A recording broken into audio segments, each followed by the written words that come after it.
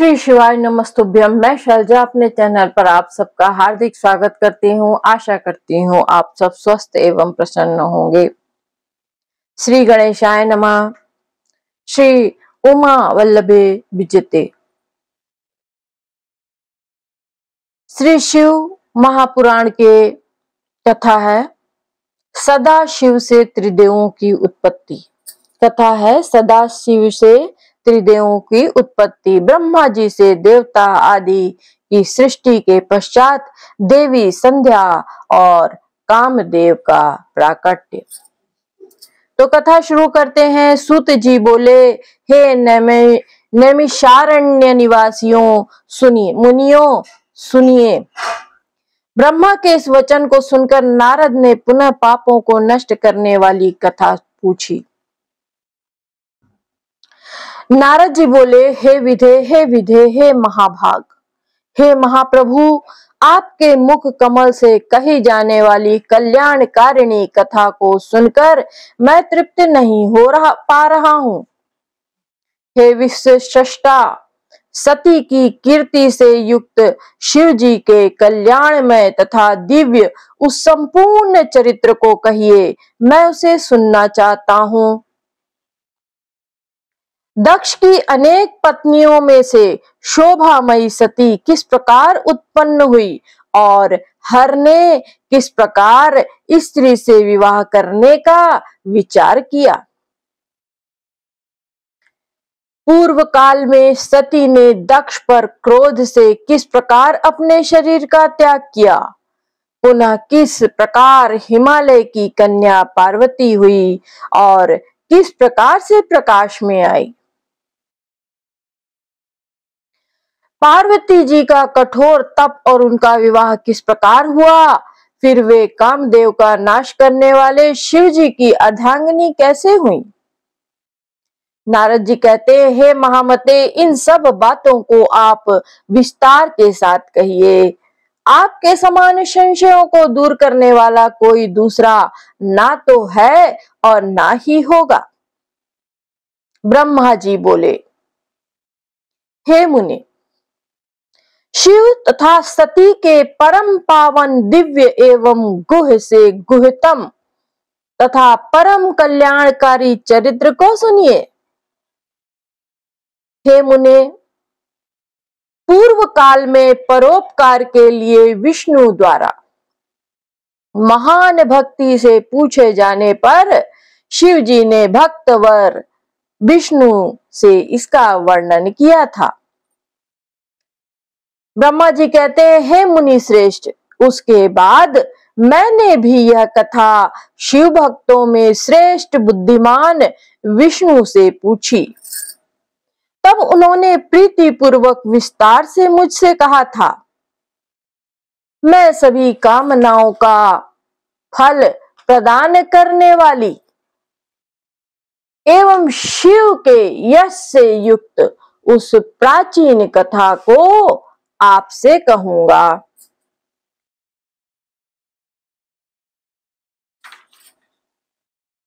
यह कथा सभी कामनाओं को पूर्ण करती है। पहले भगवान शिव निर्गुण, निर्विकल्प, रूपहीन, शक्ति से रहित, चिन्ह मात्र एवं सत असत से परे थे। फिर हे विप्र, वे प्रभु सगुण, द्विरूप, शक्तिमान, उमा सहित दिव्य आकृति वाले, विकार रहित तथा परात्पर हो गए। नारद जी कहते हैं, हे मुनि सत्तम, उनके वामांग में विष्णु, उनके वामांग से विष्णु, दक्षिणांग से मैं ब्रह्मा तथा हृदय से रुद्र की उत्पत्ति हुई।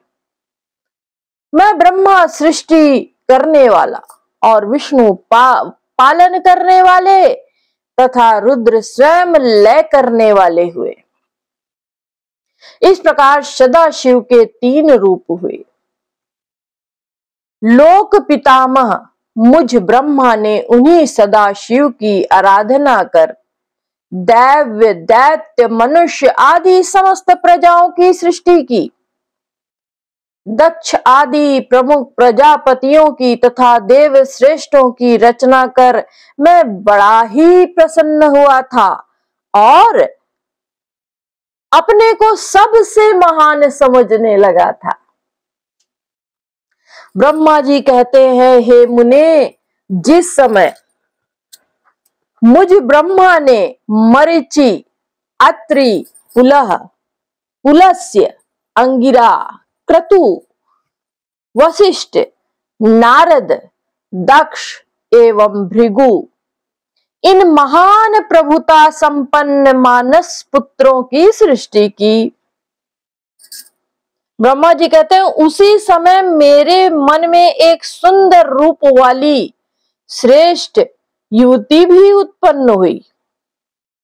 मेरे मन से एक सुंदर रूप वाली श्रेष्ठ युवती भी उत्पन्न हुई।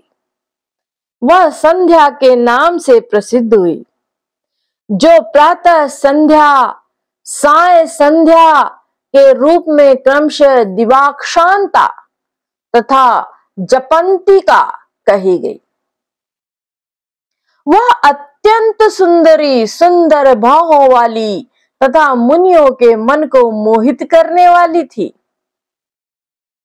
संपूर्ण गुणों से युक्त वैसी स्त्री देवलोक, मृत्युलोक और पाताल लोक में उत्पन्न हुई, न उत्पन्न हुई, न है, न तो होगी।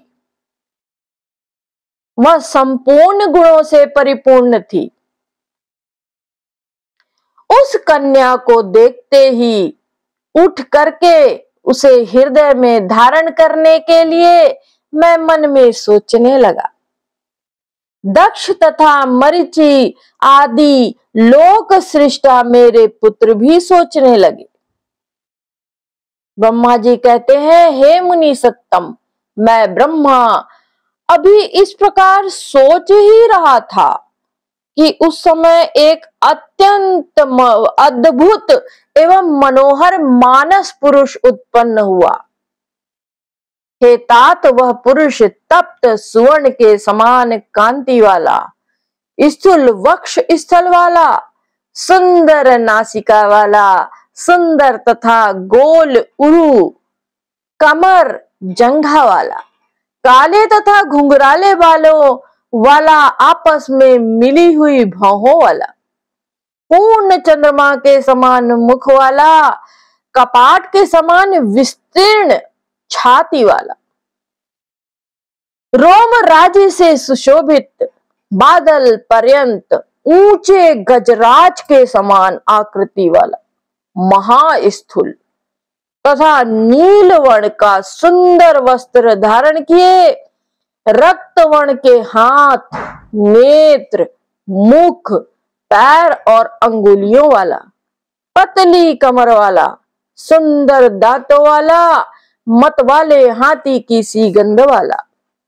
खिले हुए कमल के पत्र सदृश नेत्रों वाला, अंगों पर लगे हुए केसर से नासिका को तृप्त करने वाला, शंख के समान गर्दन वाला, मछली के चिन्ह से अंकित ध्वजा वाला, अत्यंत ही ऊंचा, मकर के वाहन वाला, पुष्पों के 5 बाणों से युक्त, वेगवान, पुष्प धनुष से सुशोभित, कटाक्ष पात से अपने नेत्रों को घुमाते हुए मनोहर प्रतीत वाला, सुगंधित श्वास से युक्त और श्रृंगार रस से सेवित था। उस पुरुष को देखकर मेरे दक्ष आदि पुत्रों का मन आश्चर्य से भर गया और भी ये उसे जानने के लिए अत्यंत ही उत्सुक हो गए। वासना से आकुल चित्त वाले मेरे उन पुत्रों का मन शीघ्र ही विकृत हो गया। हे तात, उन्हें थोड़ा भी धैर्य नहीं प्राप्त हुआ। वह पुरुष सृष्टा तथा जगतपति मुझ ब्रह्मा को देखकर विनय भाव से सिर झुकाकर प्रणाम करके मुझसे कहने लगा, वह सुंदर पुरुष बोला, हे ब्राह्मण, मैं कौन सा कार्य करूं? मुझे जो कर्म करणीय हो उस कर्म में मुझे नियुक्त कर दीजिए। हे विधाता, आप मेरे मान्य पुरुष हैं, मैं आपकी आज्ञा का पालन करूं यही उचित है और इसी से मेरी शोभा भी होगी। मेरे लिए जो अभिमान योग्य स्थान हो तथा जो मेरी पत्नी हो उसे मुझे बताइए। हे त्रिलोकेश, आप जगत के पति हैं। ब्रह्मा जी बोले, उस महात्मा पुरुष के इस वचन को सुनकर मैं ब्रह्मा अत्यंत आश्चर्यचकित हो गया और थोड़ी देर तक कुछ नहीं बोला। फिर मन को नियंत्रित कर और आश्चर्य का परित्याग करके उस कामदेव को बताते हुए कहने लगा। ब्रह्मा जी बोले, तुम अपने इस स्वरूप से और पुष्पों के 5 बाणों से सभी स्त्री और पुरुष को मोहित करते हुए सनातन सृष्टि की रचना करो। इस चराचर त्रिलोकी में जीव तथा देवता आदि कोई भी तुम्हारा लंघन करने में समर्थ नहीं होंगे। हे पुरुषोत्तम, मैं वासुदेव अथवा शंकर भी तुम्हारे वश में रहेंगे। अन्य प्राणधारियों की तो बातें ही क्या है। तुम गुप्त रूप से प्राणियों के हृदय में प्रवेश करते हुए स्वयं सबके सुख के कारण बनकर सनातन सृष्टि करो। समस्त प्राणियों का विचित्र मन तुम्हारे पुष्प बाणों का सुख पूर्वक भेदने योग्य लक्ष्य होगा।